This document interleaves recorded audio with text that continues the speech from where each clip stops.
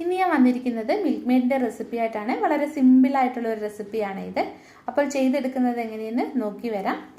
Milk made ചെയ്തെടുക്കാനായിട്ട് ആദ്യം നല്ല അടികട്ടിയുള്ള ഒരു പാത്രം വേണം എടുക്കാൻ. ഇനി ഇതിലേക്ക് പാൽ ഒഴിച്ചു കൊടുക്കാം. ഇത് 2 കപ്പ് പാലാണ് എടുത്തിരിക്കുന്നത്. ഇതിന് വേണ്ടിയിട്ട് നിങ്ങൾക്ക് ഫുൾ ഫാറ്റ് മിൽക്കോ അതല്ലെങ്കിൽ ഫാറ്റ് കുറഞ്ഞ പാലോ എടുക്കാവുന്നതാണ്. ഇനി വേണ്ടത് പഞ്ചസാരയാണ്. ഇതിലേക്ക് 1 കപ്പ് പഞ്ചസാരയാണ് ചേർക്കുന്നത്. 2 കപ്പ് പാലിന് 1 കപ്പ് പഞ്ചസാരയാണ് ചേർക്കേണ്ടത്. ഇപ്പം നിങ്ങൾ 1/2 ലിറ്റർ പാലാണ് എടുക്കുന്നതെങ്കിൽ 200 ഗ്രാം പഞ്ചസാര ചേർത്ത് കൊടുക്കണം. ഇനി ഇതൊരു ഹൈ ഫ്ലെയിമിൽ ഇട്ടിട്ട് പകുതിയിൽ കൂടുതൽ പാൽ നമുക്കൊന്ന് വറ്റിച്ചെടുക്കാം. പാല് നല്ലോണം ഇളക്കി കൊടുത്തുകൊണ്ടിരിക്കണം.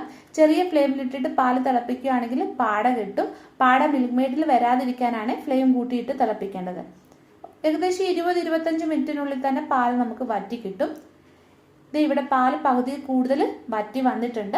ഇതിന്റെ കളറൊക്കെ ഒന്ന് ചെറുതായിട്ട് ചേഞ്ച് ആയി വന്നിട്ടുണ്ട്. ഇനി നമ്മൾ കടകളിൽ വാങ്ങുന്ന മിൽക്ക് മെയ്ഡ് പോലെ ആകാൻ വേണ്ടിയിട്ട് ഇതിലേക്ക് ഒരു നുള്ളു സോഡാപ്പൊടി നമുക്ക് ചേർക്കാം. ഫ്ലെയിം നല്ലോണം കുറച്ച് വെച്ചിട്ട് വേണം സോഡാപ്പൊടി ചേർക്കാൻ.